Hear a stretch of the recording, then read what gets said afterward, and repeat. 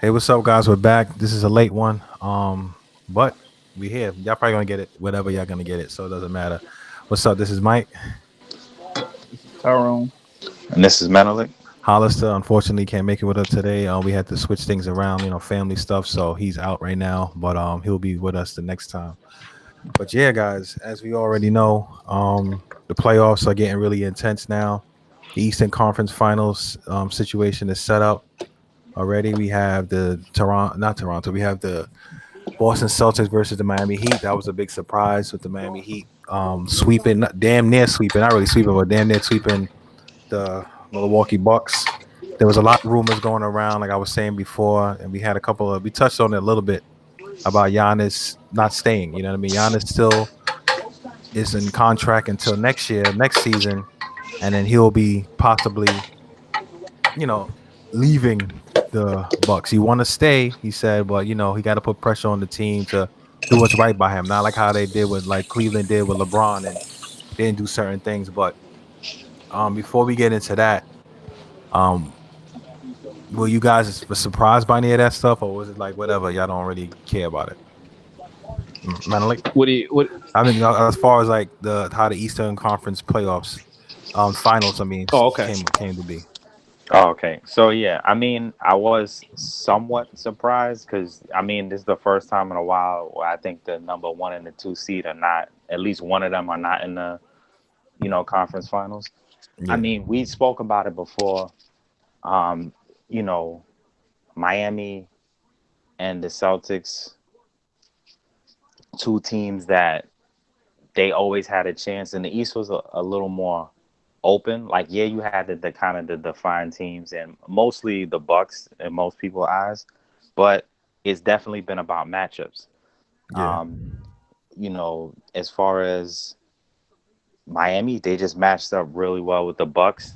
In addition to Giannis being hurt and other factors too, but in general, I think they just matched up well. So it's still surprising, especially for them to lose in the way that they did, yeah, but not like shocking in a sense when you put everything in perspective. And then as far as Boston, Toronto, you know, um, that was another thing where the matchups I feel like Boston matched up well, even though Toronto showed their heart and they fought back because early on it was looking like that could have been a sweep or definitely like it was going to be an easy series, and Toronto fought. They had a couple close games, but they fought back and brought it to Game 7, and the Celtics were able to get it done. I mean, I think on that end, Siakam didn't really live up to some of the expectations people had from after last year.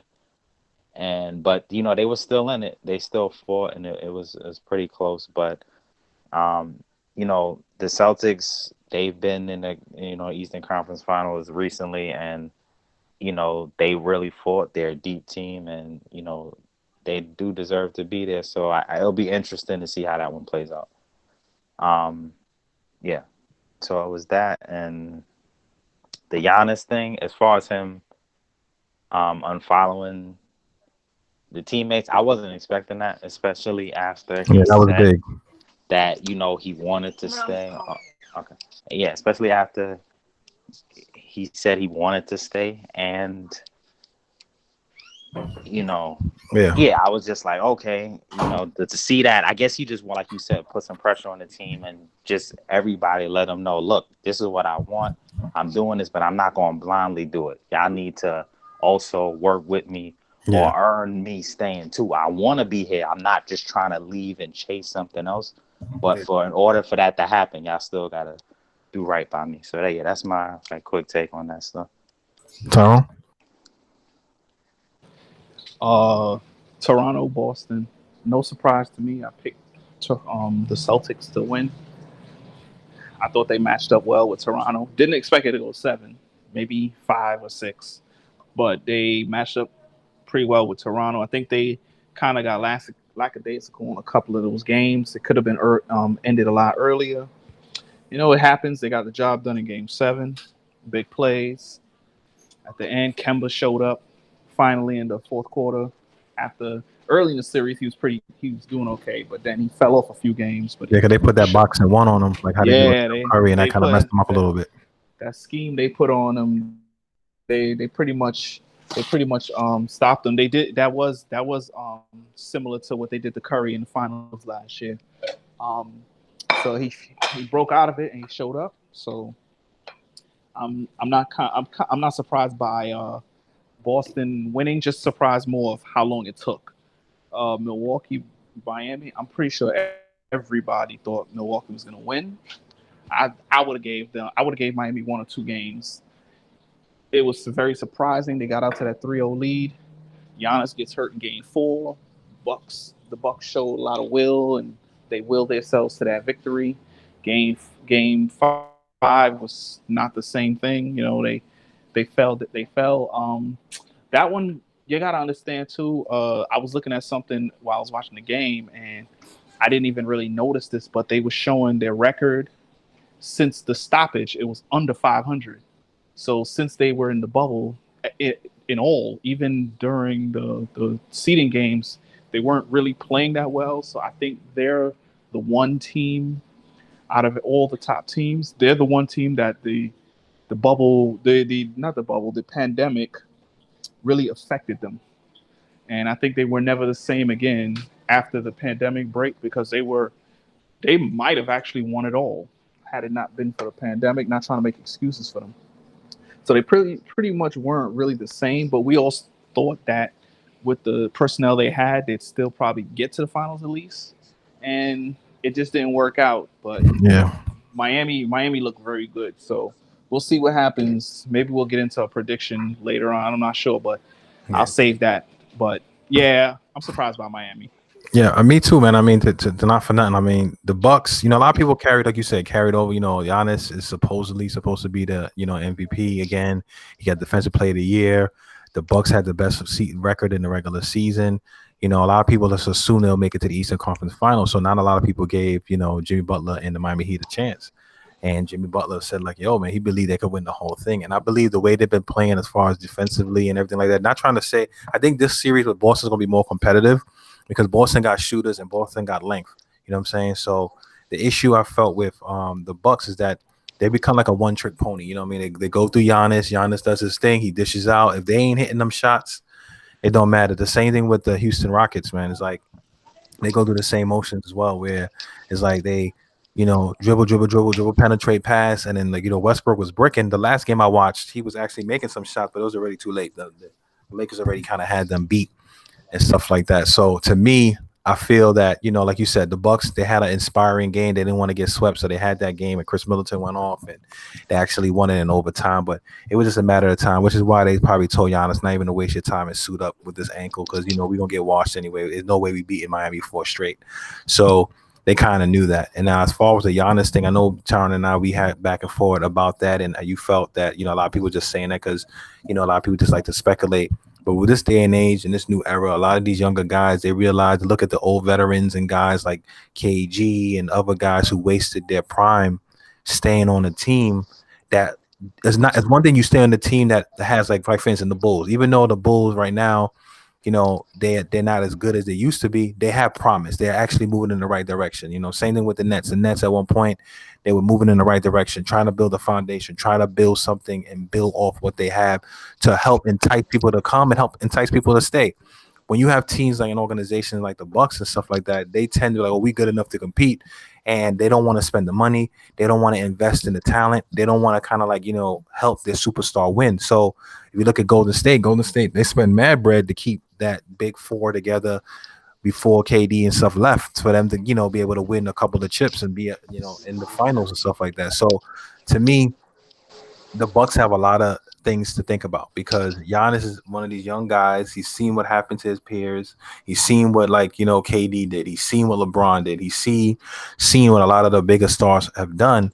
And even though he has a lot of old school in him, he is not a dummy either. Like, why stay on the team?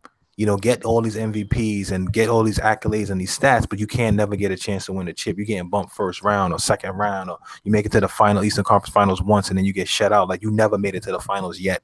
You know what I'm saying? So it gets to a point where, don't get me wrong, nothing against Chris Middleton, but do they need a little bit more than that? You know what I mean? They need to invest into the team. Now, there was rumors saying that Chris Paul might, get traded over there. Like the Bucks are kind of interested in getting a Chris Paul trade going because as we all heard, Billy Donovan got fired after the season, and most likely they're probably going to blow up that team and rebuild. So you know who knows what will happen. I mean, I don't mind seeing Chris Paul on that team. I think not only was Chris Paul the way he plays, you saw what he did and how he galvanized those guys in OKC to make them actually a competitive team and to take the Houston Rockets to 7 games. You know what I mean? And a couple of missed shots, they could have been playing right now, the Lakers right now. So it's a lot can be done, but I think they need to do something big. You know what I mean? Like if I was Giannis, and I doubt he's going to do this, he's not going to sign that extension. I would not sign that extension. People like to entice you with the money to stay, but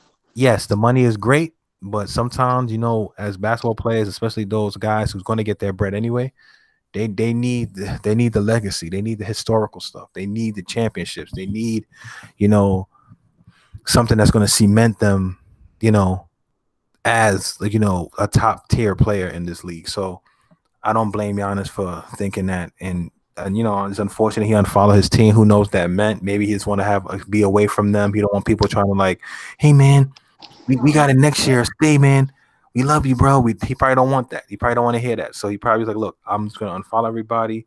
I'm just gonna chill with my brothers and just kind of get my head right. So who knows? But we'll see what happens. Yeah, probably don't want all the outside noise or just some time to really think and reflect or figure out certain stuff, or to also lead nobody in no direction. Like, look, I said what I said. Like, I'm not like at this point, I don't see him like requesting a trade, but he might put the organization in a position where they feel like we are going to trade him because we feel like he's going to leave.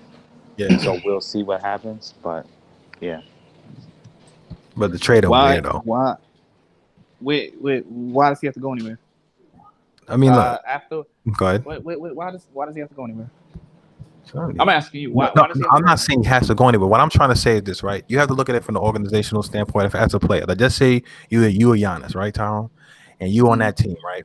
Now, yes, we are different, you and I, and Menelek and stuff like that, because we grew up in a different era watching teams, and most of the guys that we grew up idolizing and watching in basketball, they stay with their team. You know what I'm saying? Like Reggie Miller had a chance to win a chip in 2008 with the Celtics. He decided to stay with that was ridiculous. He was like 40 years old. He was like 40. Get the chip. I remember them talking about him and Scotty. I'm like, come on now. They're like in their 40s. I would have had 7. I would have hit a little. Reggie Miller would have did his thing. But anyway, well, I'm saying, like, to imagine that, right? You're a star player, right?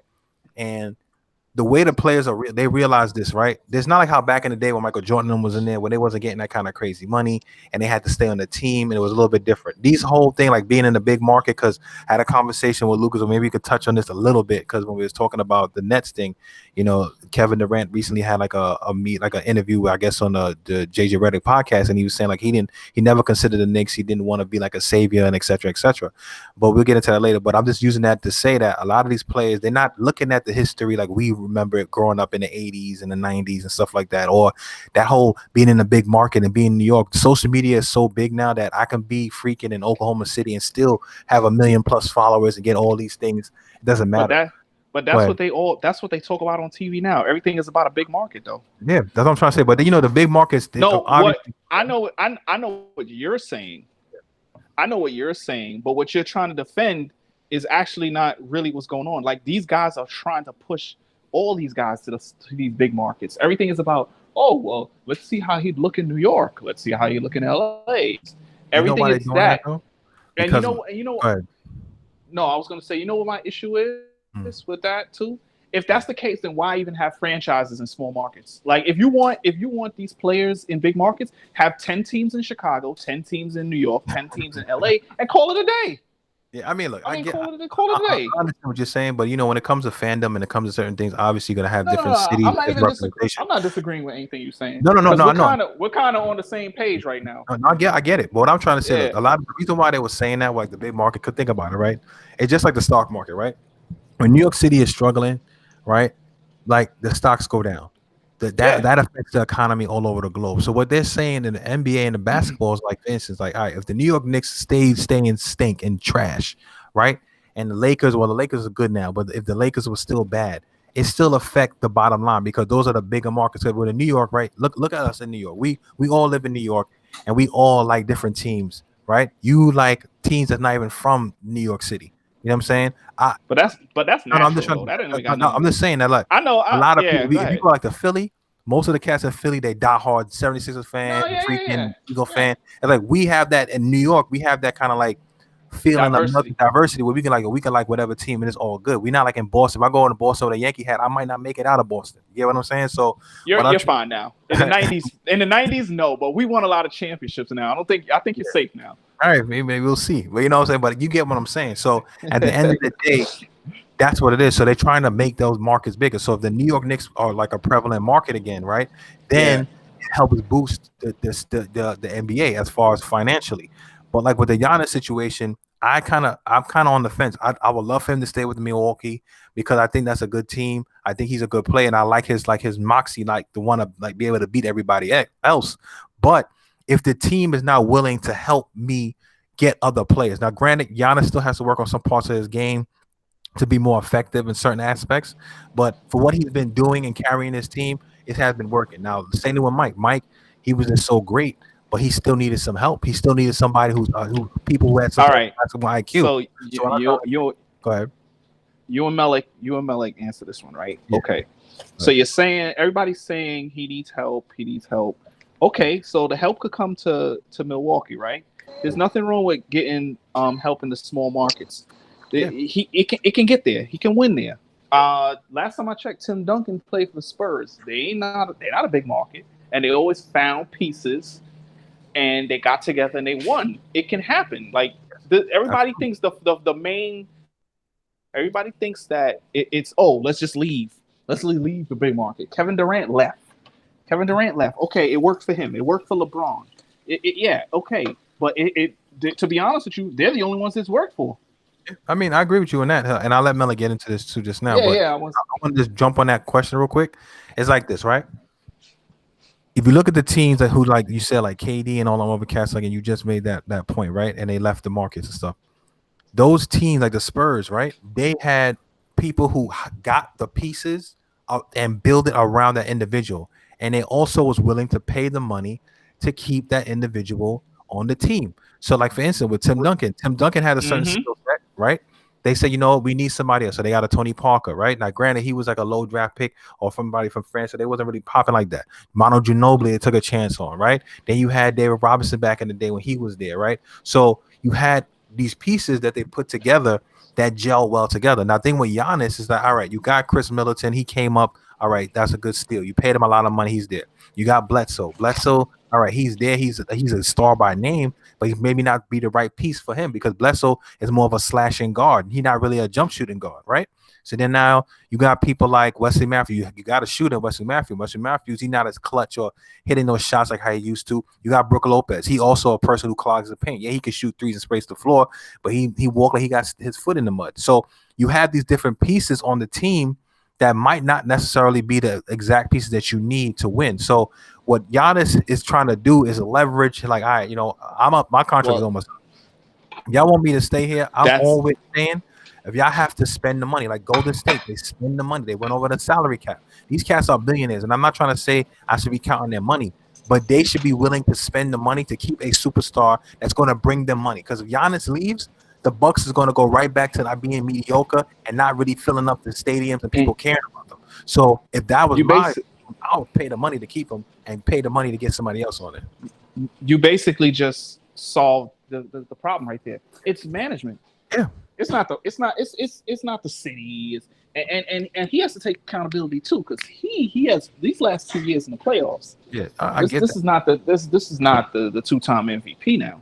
So, like you just said there, it's the management, because they let Malcolm Brogdon go. You didn't even replace Malcolm Brogdon. And that's what I'm that's saying. A big loss. And that's something I think was. So it's management. So like, and Mel, you could jump in anytime, but like you said, it's all about management, because at the end of the day, like you said, it's like, look, owners tend to like try to look what happened with the Bulls.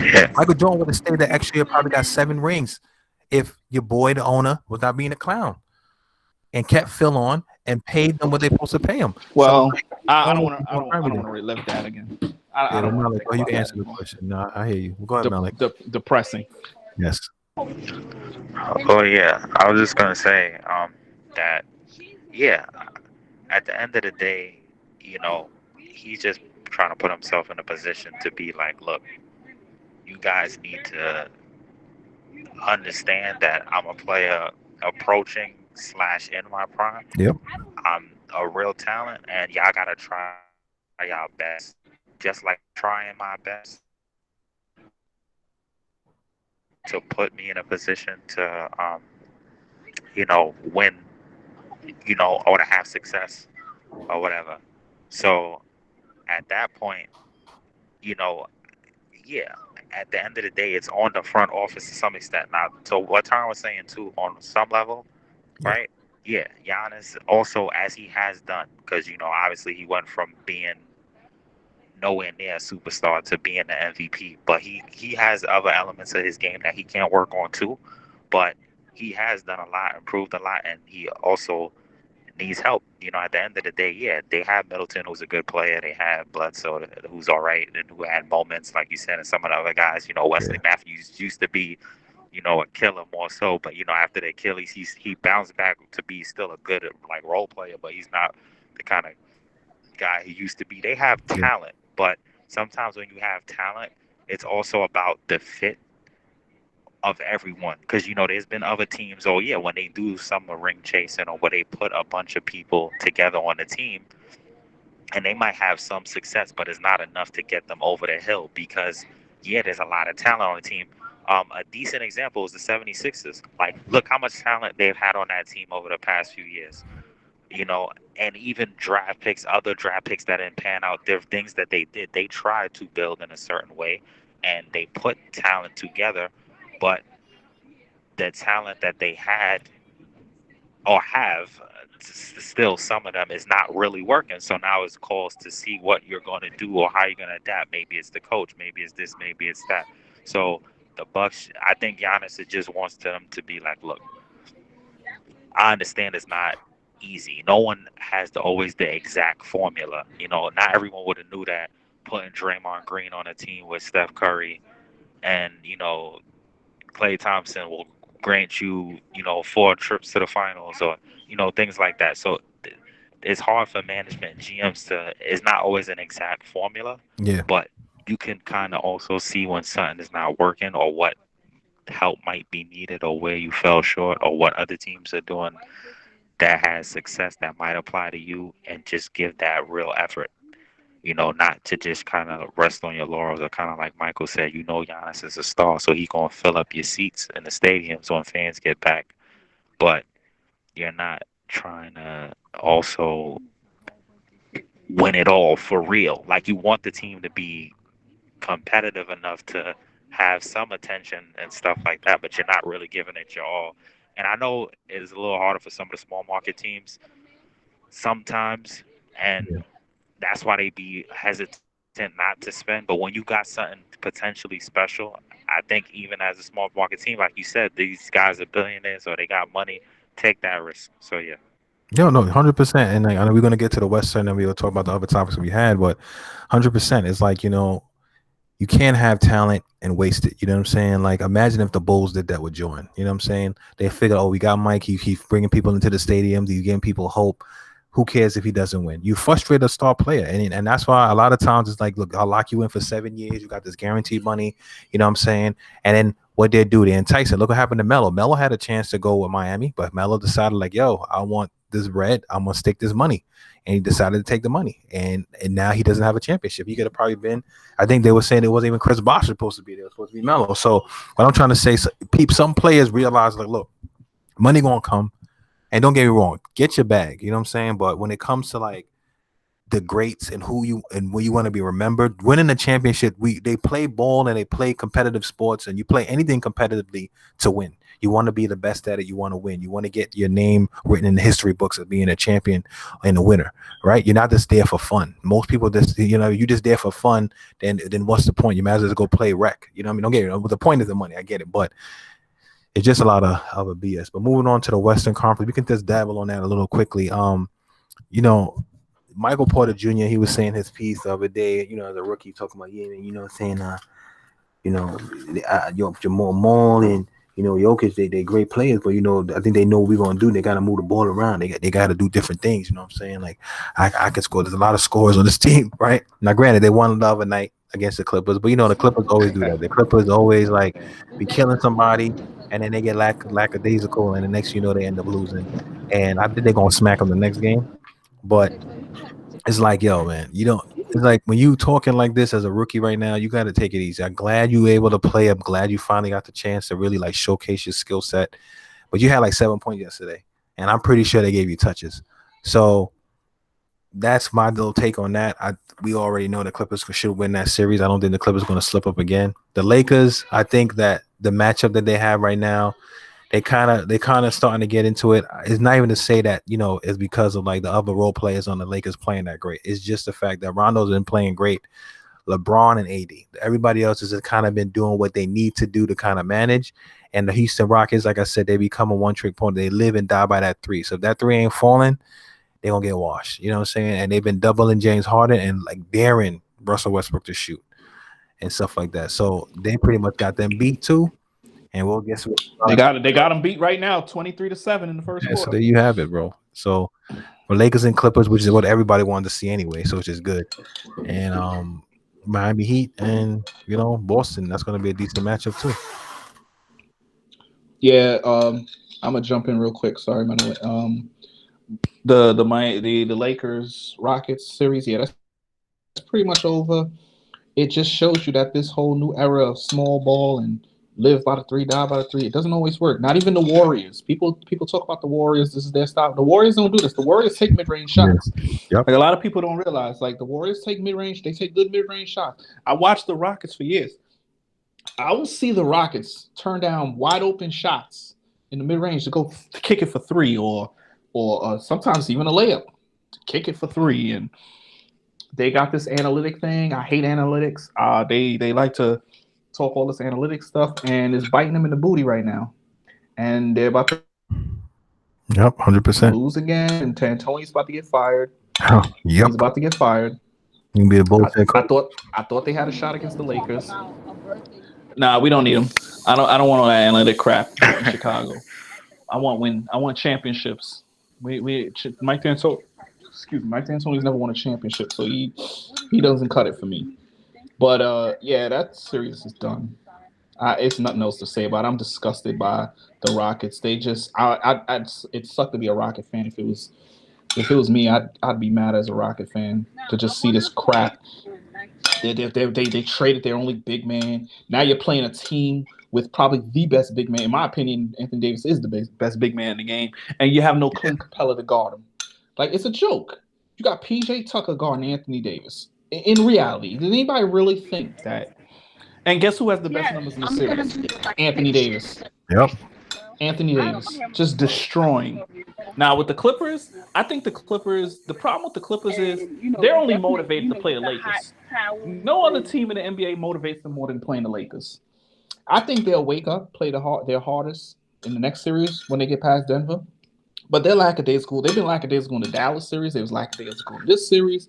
And I truly believe that they're just motivated to play the Lakers. Like, that's all they see is the Lakers. And sometimes you can't do that because a team will creep up on you and beat you, like how Dallas won 2 games.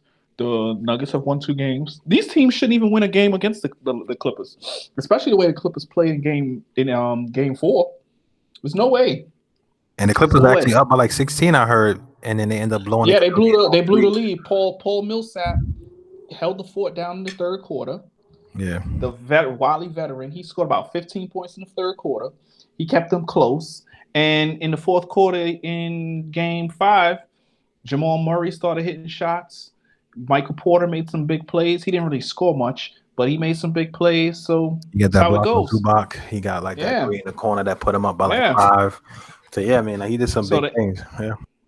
Yeah. So Clippers got to wake up, man. Get this over with, because the Lakers about to get theirs over with. You don't want the Lakers having more rest than you. Facts. So we'll see. Yeah, we'll see tomorrow, because right now the Lakers are looking pretty good right now. Manly? Yeah. So Yeah, as far as the West, if you look at the Lakers and Rockets, yeah, I mean, the Rockets definitely live and die by the three, and it's been kind of shown that in the you die a little bit more with that style than during the regular season, and I think that's what's kind of happened to them. And some of the points that Tom was saying is that they decided to kind of move away from certain other things. Because yeah, I mean, if you look at it, when they had Chris Paul, Capella, Ariza, some of those other guys, you know, they took the Warriors deep. They almost had them beat, and it's like it was still within that system, but they, it wasn't as extreme in certain ways. And I'm not saying once again that it doesn't work for them at all, but it's showing that against some of the other teams and in the playoffs that you know it's not really panning out. And you know the people have been able to contain Harden, and then it's been a struggle. And then as far as Yep. the Clippers and Denver, yeah, I think Clippers looked at it like, look, we got this. They played, they were winning, and then they, were a little lackadaisical, and then Denver started coming back, and then they were just like, all right, it got away from them, but they weren't really pressed or stressed because they like, all right, we still got two more to go, and we got this. So I mean, I do think that Clippers will close that out. Um, and I mean, as far as Michael Porter Jr., I can understand a little bit what he's saying, but like you said, it's like he probably is like he got a little taste of eating at the beginning of the bubble, and he probably is like, look, yeah, these guys are great and they're talented and they're doing their thing, but right now they, got some kind of a game plan for these guys, so maybe they should, kick it out a little more. But it's a balance too, because on some ends he has gotten some touches, but is also making use of it or demanding it in a certain way. Like I not literally always demanding it, but demanding it with your play sometimes when you don't fully Yeah, get hundred that. percent. Yeah, you get yourself in the right position to get the ball, to get shots or get stops, do Yeah, other things yeah, that dude. kind of Exactly. get you going to make them Mhm. do it if they're not going to give you the kind of touches you want either. And I know it's hard sometimes when other people got the ball in their hands, but I think also go out there and do your best to give them no choice but to give you that kind of look. So I mean, it should 100%. be interesting. I do think it's going to end up being the Lakers and Clippers, and that should be interesting. And like you said, is what everybody kind of expected and wanted. And pre-bubble, that's kind of where everything was leaning to. So, it should be good to see. And then, yeah, Yeah, the champions coming out of the West. Not disrespecting Jimmy and them and the cats over there, but it's like if the Lakers and if the Clippers beat the Lakers and they do it how they've been playing, I don't see nobody really beating them. But to your point about the Michael Porter joint, like Charles Barkley said it too. I overheard him say it at one time. I was looking at the little after the game. So he's like, "Yo, man, how he used to get his shots when he was a rookie. He was on offensive glass, like getting the rebound, doing this thing. Like, look, I get it. You talented. You're great. I mean, you did have a good defensive play at the end of the last game when he blocked Zubac for a dunk. We get it. But at the same time, you got to show what you play. You're a rookie. You a lot of these cats, and that's the problem we had before. We talked about this. A lot of these young cats come in the league, and they just feel like, yo, I'm just that nice. You got to give it to me. Like I'm Michael Porter Jr. You ain't heard about me. You know what I'm saying? Like the man Jamal Murray have y'all there. He dropped like multiple 50-point games when y'all was playing against Utah, and you was silent, Michael Porter. They had the clamps on you. So my thing is like, you got to give the man a credit. He is a star player. Him and Jokic, those are the guys. You are the third guy, and eventually, as with your play style and how you keep getting your numbers up, you could possibly become number one. But at the end of the day, you can't come out there and saying this kind of stuff like that because you feel that you want to be do it out there, and then also keep it within the locker room. You know what I'm saying? You talk to the people first. You have their number. Y'all all in the bubble. Y'all all in the freaking hotel. Go to the cat's door, knock on his door at night. Like, yo, man, I feel that I could be more involved in the offense. Like, look for me here. These are my spots. I have this mismatch here. Don't try to go on the media and say it's up to the coach and stuff like that. Cause now you throwing them cats under the bus. Like you already made it. You ain't Jordan. You know what I'm saying? You ain't Mike. Okay, calm down. Yo, first His name is first of Michael. all, first All right. first of all, he's lucky he's even getting burned because if Will Barton was healthy, he probably wouldn't even get run. Exactly. So just chill out, chill well, out. yeah, even Gary Harris has had some years where he has, really been solid for them too. They have a lot of players Speaking Bull, barely getting any burn. in here like I that. look at Tyson Chandler. Tyson Chandler getting no burn. Public doing that. You know what Yeah. I'm saying? Well, I feel like remember. always on any one of these teams, he ain't getting no burn. So you know what I'm saying? So like, there's a lot of cats not getting no burn, and you actually getting the plans to play, and you complain it like you said, like you want to win, go out there and do whatever it takes. Don't come crying to the media afterwards. Go ahead, Tom. My bad. Nah, it was Mental. He was saying Okay, stuff. Melly, go ahead.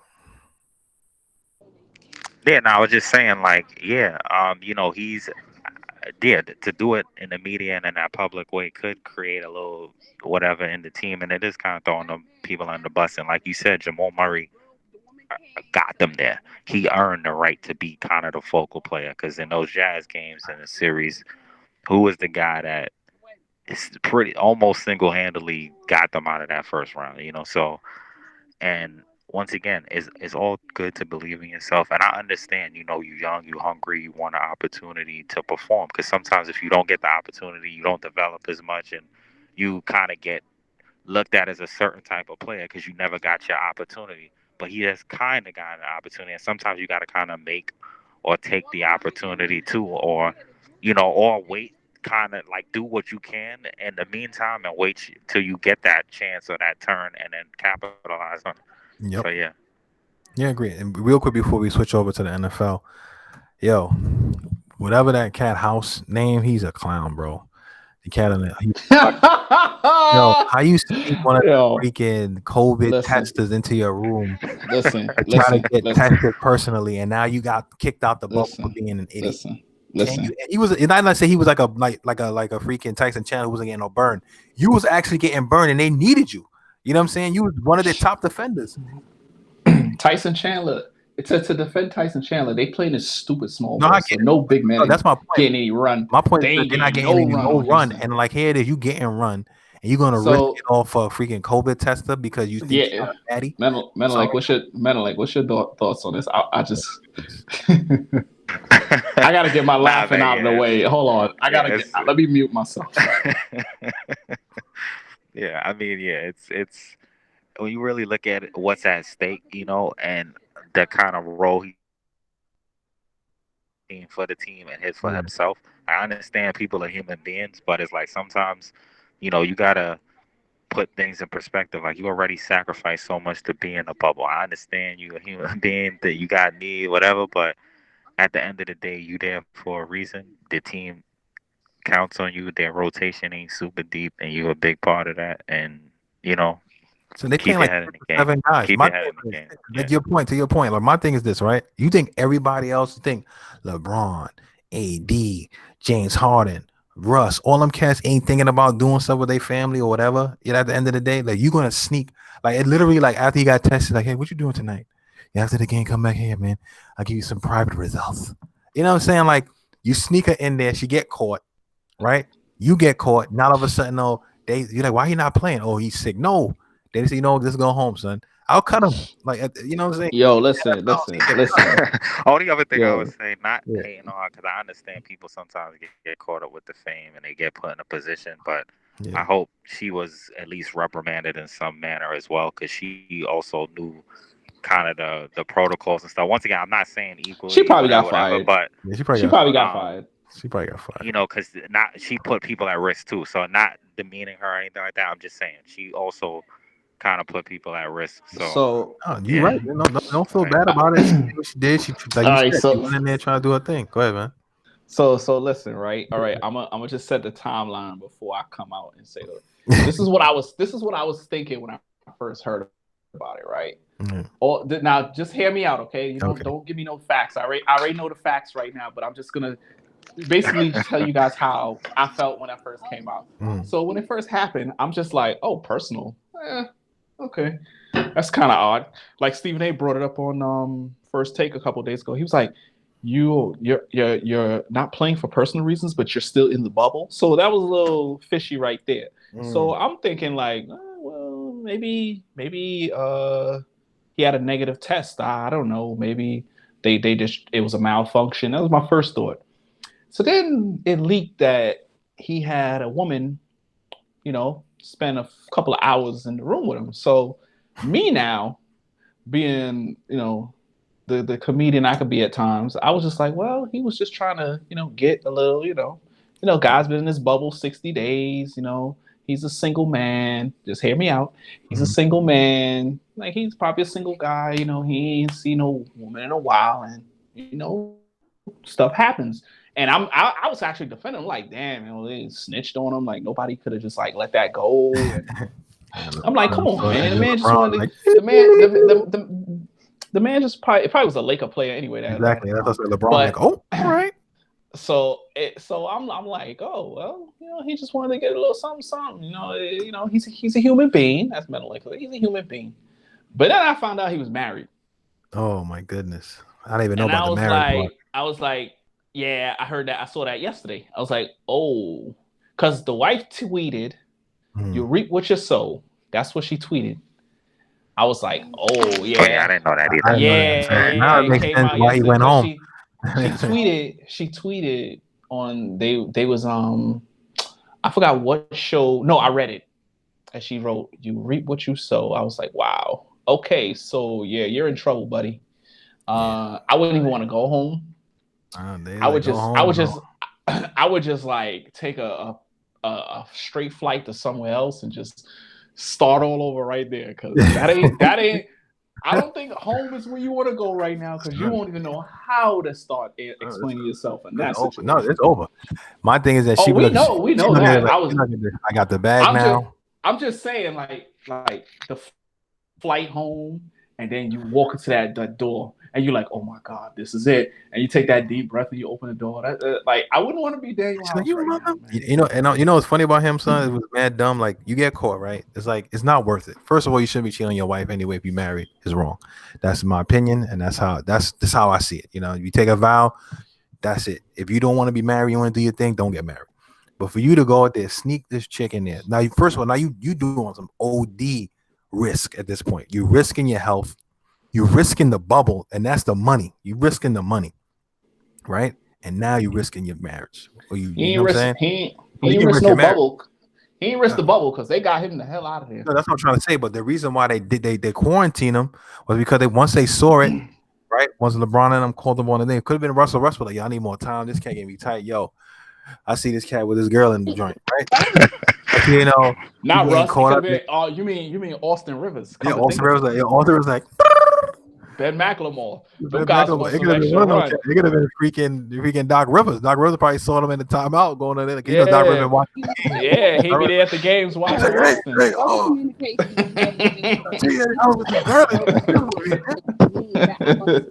I'm saying, like, and he's like, all right, and we got him. But my thing is like, look, bro, it's like, here it is, you risking the whole joint, right? Now you got to deal with it. Now your wife texts the joint. You reap what you sow. It's like, it's not even worth it. The girl's probably corny. Like, they gonna, like Melik said, like, she's gonna get reprimanded because obviously they already spoke to them. Like, look, don't do it. They got people all over. Trust me, you got some young players out there. They see these women out there working. They're gonna try to be tempted and try to do certain things like that. It's not worth it. Like, and that's what I'm saying. Like, you could always tell the great players or players who understand what it's about from cats to regular. Look at me, this is my family ain't coming here. This is a business trip, because he knew I don't want no distractions. Right? Some players are just locked in. Like, you look at the great players, like Mike. Even when you watch The Last Dance, like, he was just locked in. Like, he was locked in all the time. Like, when he's on that court, he's there. It's like, you can't have distractions. And the problem is that a lot of these young players, the reason why they're not great, and the reason why they have like maybe 3 to 4 games a week and they out, and they dancing for like a 10-day contract, because they don't understand what privilege and what opportunity they have. It's like, you are here on a team. Your team needs you. You're trying to win a championship, and you worrying about getting some buns from some random chick who giving you a COVID test, risking your whole life with your family, right? The embarrassment, all that, just because you want to bust a nut for like 15 to 20 minutes, if that. Listen. This is just what this just shows you is that this is normal. And let me explain it. When these guys are not in a bubble, this happens. They go to different cities, they meet groupies, and they hit us. So this is normal, actually. It's just that the fact that they're in a bubble and it happened and it's been broadcast, that's the only reason it's being like talked about the way it is. But Of course. But I mean, like, it just goes to show, like you said, it is normal. We get it. You know, trust me. Like, look at Wilt stories, Magic Johnson stories. That's how he got the stuff. You know what I mean? We get all that. But what I'm trying to say is that for you to be in a situation like this in a bubble, knowing what the repercussions are, and to still try to risk it, is just OD. But let's change gears a little bit to the NFL. So now we know Thursday was I didn't even know the NFL was starting this week until like I saw somebody talk about it. Thursday never counts. People, tomorrow's the real. Yeah, No, no, I mean, Thursday. but I'm just trying to say in general, like I didn't even know it was starting this week until like last week. I heard somebody Cam and I'm playing like this Sunday tomorrow, so I was like, y'all want to see that? But yeah, so let's get to the Kansas City Texans game. Like I didn't watch the full game because I was watching basketball and I was in and out of the game, but I didn't watch the beginning. I really don't watch the beginning of the games with the whole national anthem thing, and it's not because of any protests. I just don't really necessarily care for that part of the game. You know what I mean? As much, but I heard that the fans were booing them when they were talking about, locking arms for equality. Now, to me, I'm just going to say this real quick and I'll let y'all get into it. It just really shows you the type of demographic that pulls, like that football pulls, and how racist some of these people are. It's like you're mad when they were kneeling for the anthem, right? They don't kneel for the anthem. They decide not to come out, they stand, right? You see what's going on. You guys are privileged to spend this extra bit of money to go to a game, right? That y'all should even be at because of this whole COVID thing. They get their stuff, they lock in arms for equality, and you boo them. So that just shows me that you guys don't even care about people of color. Y'all just hate us so much that y'all rather just boo them because they are standing up for something like, yo, this is something that we just, as human beings, and forget about this civility, being a human. You know what I'm saying? It's just that they can't even care about it for that reason. And for them to do that is like really despicable to me. And it's like, I'm not getting mad at the players because the players are actually trying to do certain things, and really, and the NFL is trying to do like little gestures like we talked about the last couple of times. So I'm giving them a pass a little bit on that. But the fans are really showing their true colors, and not all of them, but a lot of the fans are showing their true colors, and NFL in general are showing the type of demographic that watches their sport and how they don't give a damn about them. They want you to run up and down that fields and make these great catches, and Patrick Mahomes and Tyreek Hills and all these great players, and they want to see that Deshaun Watson and them. But when it comes to like standing up and support for them and the causes that are affecting us as a people, as far as people of color, they could give two craps about it. So I just wanted to get y'all take on that, and then we can talk about the game. Yeah, so like what you're saying, it really just goes to show you the mindset of some people. I think it's the most kind of easy going kind of way, not even heavy handed approach to, trying to show support. No one was kneeling like that. They decided to stand for both anthems that they played. They locked arms in unity. The messaging wasn't like overly like beaten into anything. It's just a general thing that is a human being, right? Why would you be against? It's just saying, equality, unity, stand together for something. They standing now, right? So that was the big thing before. People kneeling, oh, it's not respect. They standing. So why would you boo with a show of solidarity between people for a general kind of concept? So I don't know. That just it just goes to show that there's just a real problem that we have overall with some people, and people gotta look within and just see what that's really about. And you're not going. There's always going to be some people that are just going to be contrarian or dissent just for the sake of it, I guess. But I just don't understand how much more you could like I said, they decided to stand, to not, kneel, and to lock arms. And once again, the messaging, like on the court, other things like that, weren't as direct as some other things have been, and it's still not enough for people. Like, I don't know. So yeah. Yeah, we're all in agreement with the situation there. This is why I was so adamant the last week with Michael with the basketball situation, and why I don't think that it's that big of a deal in basketball, because I think in football now, if this was a football situation, we would have been in total agreement. Football, is to me low key racist. I don't think it's like that in basketball. I think it's not like that in basketball at all. I think it can be that way at times. It could seem that way, but I don't think it's like that in basketball. But football, yeah, I didn't even know that happened. And to be honest with you, to make y'all feel better a little bit, it wasn't even discussed on sports shows. I pretty much think that they just ignored it and just talked about the game. I didn't even know this happened until you guys said it. First they mentioned it. First they mentioned it, and it was like they really were getting on him. Like they had Ryan Clark, Stephen A, and Max talked about it. It was like, yo, it really just showed. That's what was that Friday? That was I was like, yesterday's maybe like episode, yeah, I right? think it was yesterday. I think it was like yesterday. Yeah, yesterday. Yeah, I didn't watch it yesterday, so that's probably why. But other sports channels, I didn't hear anything about it. I didn't see any like alerts on Bleacher Report about it, so I wasn't even aware of that because I kind of was in and out with the game because I was at work. But they didn't really it didn't gain momentum like a lot of other things did. So I didn't really hear much about that until you guys just brought it up. But I mean, Yeah. listen, when you see stuff happen on these articles, and then you go look at comments, you see a lot of people make racial comments and say stuff like "shut up and dribble" or "stick to sports," and so this is just them doing that. Football. You know, listen, those fans that were at that game yesterday it wasn't a lot of fans, but I'm pretty sure it was fans that don't give a damn about anything about equality, and it showed with the booing. What do you want us to do? It's nothing we can do about it. You're right. But we know. But listen. Mhm. This is the one sport where I totally believe there's no con. It's a what's the word I'm looking for? We was talking about it last week. White. Jesus. Okay. Yeah. Right. That's the one sport I believe it in because Yeah, of course. I mean, look what they did to Kaepernick. All he did was kneel. He didn't commit a crime. But I don't want to get into Kaepernick again because that to me is like bothering what happened with him. But And we were saying recently they was talking about like how that whole opportunity that people was talking about was just that like was a load of crap. I Exactly. told you that. I told you that too. It's a load of garbage. Like all this, they had him in a gym. They knew he wasn't going to show up at that gym. They tried to make him sign a waiver that nobody normally signs. So that's part of the reason why he didn't want to do the stuff at the gym that they wanted him to do it in, and he went to his whatever high school he went to and did it. Because he already knew they were trying to sell.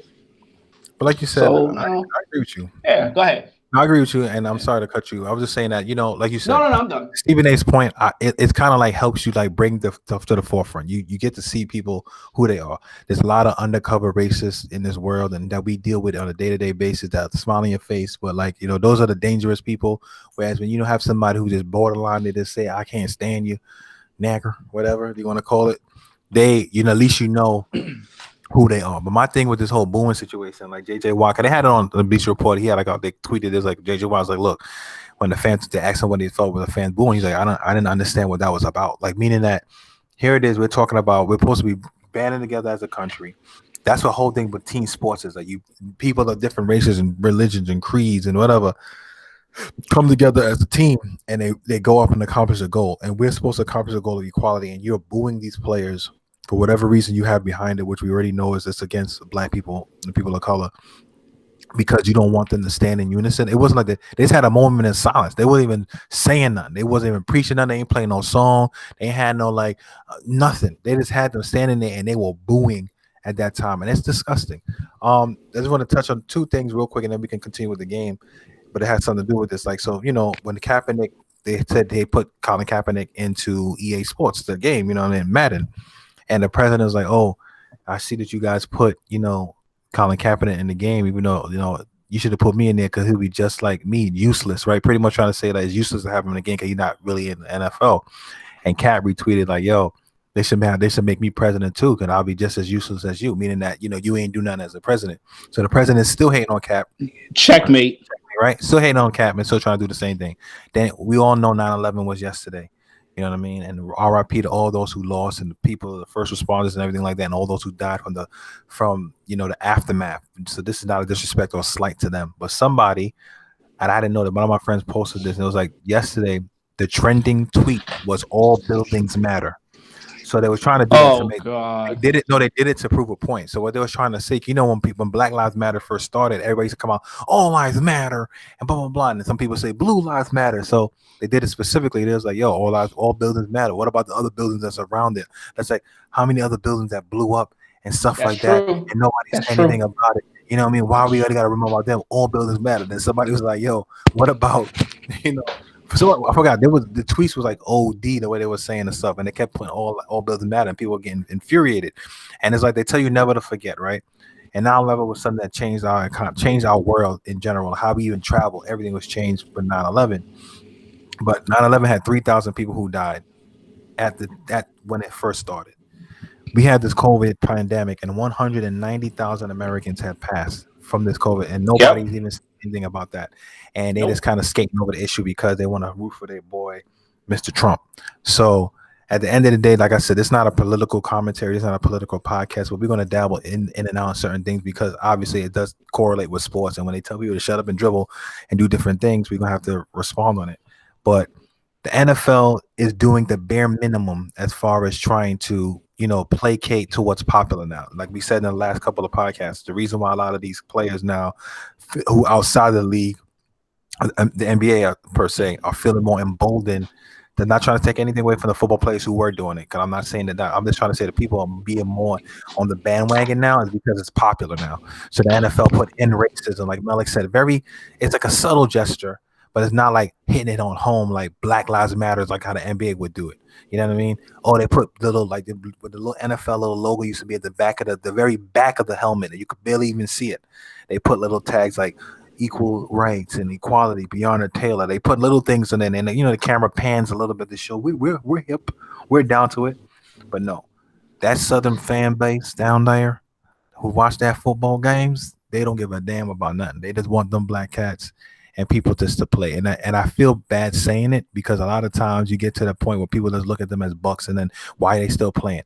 I ain't hating on nobody. Get your millions. Let these fans pay you your millions of dollars and they go back to, like, quote LeBron, their miserable lives and hating while you getting your bread. But at the same time, it is something that affects you as a black person and a person of color, where you see that they can't even relate with you. They can't even like show you some type of decency. You know what I mean? To at least like, I can see where this cat is coming from. You don't gotta like it because I can see where this cat is coming from. I can see that this stuff is wrong. You know what I'm saying? But yet and still, you're gonna boo these people as they lock arms. It's like really bad. And if I was the rest of the NFL, I wouldn't invite no more fans. But they're gonna invite the fans because they need the money. So it is what it is. But the game was still a good game. I mean, the Kansas City Chiefs, they washed the Texans.